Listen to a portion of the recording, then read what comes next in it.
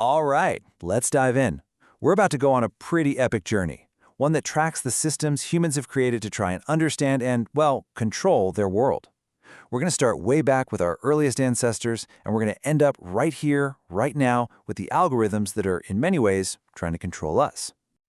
So our story's going to unfold in four main parts. First up, nature's unseen hand. That's when humanity was pretty much at the mercy of forces way beyond our control.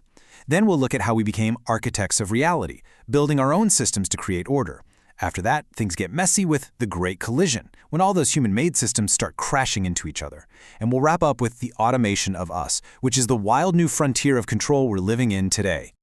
Okay, so let's start with Act 1.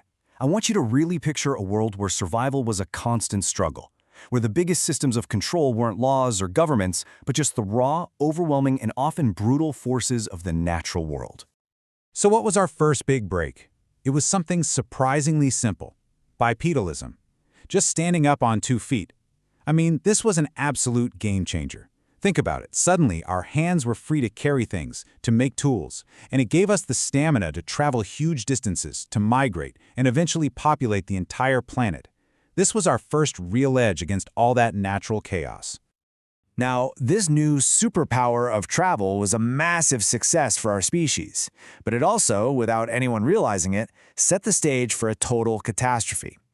For thousands and thousands of years, different groups of humans grew up in total isolation from one another, developing their own unique immunities. So, what do you think happens when these worlds, kept apart for millennia, finally collide? Well, the answer is just devastating.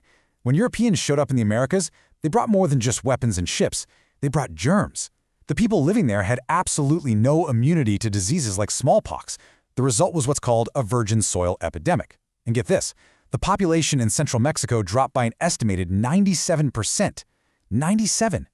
This wasn't a calculated system of war. This was a biological system doing what it does, with brutal, horrifying efficiency. And this quote from a Spanish traveler who saw it all firsthand, wow. It just perfectly captures the raw, unthinking power of this biological collision. He said it was as though a fire had gone, destroying everything in its path. It wasn't about good intentions or bad intentions. It was just the consequence of two natural systems, two worlds, crashing into one another. Nature's unseen hand had dealt an absolutely devastating blow. So, in the face of all that natural chaos, what do we humans do? We do what we do best. We start building. We create our own systems to try and force some order, some predictability onto what feels like a totally random world. And you can see this incredible pattern play out all over the planet. It starts with agriculture that lets populations grow and stay in one place. Then, those communities start to cluster together into the world's first cities, like Mane Alban you see here. But a city is a complicated beast, right? How do you manage it all? You need a new system. And that system was writing. And get this, writing wasn't invented for poetry or love letters. It was invented for accounting, for tracking taxes and revenue. It was a tool of control. And as these economic systems get more complex, our very ideas about them start to change. In the ancient world of Homer's Iliad, wealth was all about what you could take on the battlefield. It's spoils, it's loot, it's a sign of your honor.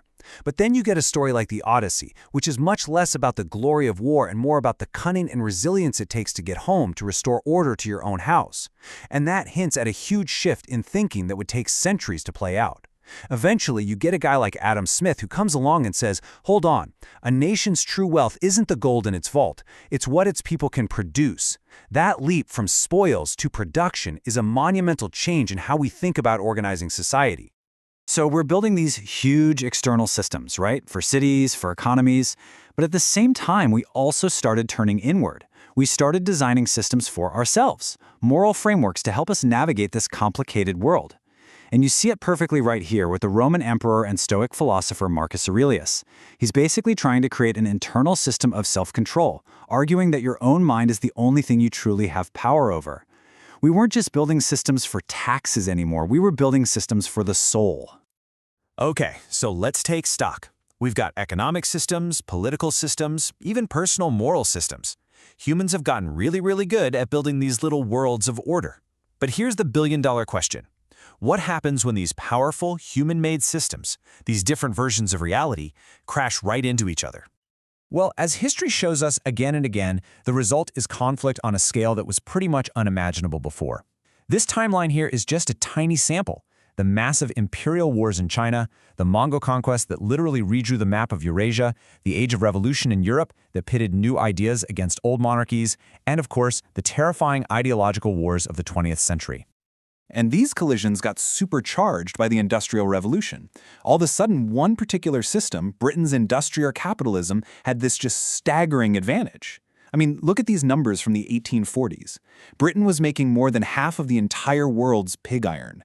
They were consuming as much cotton as the US and France put together. They really were the workshop of the world, and that economic power let them project their system across the entire globe. But this new industrial power also led to new, terrifyingly systematic forms of cruelty. This quote from Alexander Solzhenitsyn's account of the Soviet Gulag is just bone-chilling. He's describing torture, but it's not random violence. It's methodical. It's almost scientific. It's brutality as a bureaucratic process, the logical output of a system designed to crush the human spirit. And this all reached its horrifying peak in the lands between Berlin and Moscow in the 20th century, a region that historian Timothy Snyder calls the Bloodlands. This wasn't just a battlefield, it was a place where two of the most destructive systems ever imagined, Nazism and Stalinism, crashed into one another. And millions of civilians were murdered, not as an accident of war, but as the central, intentional policy of these competing ideologies. This was the absolute apex of human systems at war. And that brings us to our final act. It brings us to today. Because in our lifetime, a completely new kind of system has emerged, one that operates with a logic and on the scale that would have been pure science fiction to the emperors and dictators of the past. It's called surveillance capitalism, and the core idea completely reframes the picture. The valuable raw material isn't iron or cotton anymore. It's us. It's our own human experience. Our clicks, our conversations, our emotions, all claimed as a kind of free natural resource, just waiting to be turned into behavioral data. And here is the absolutely crucial point. As the scholar Shoshana Zuboff, who coined the term, explains, the goal has radically shifted. It's no longer just about gathering information to know what we might do. The new goal is to shape what we do. As she puts it, the goal now is to automate us.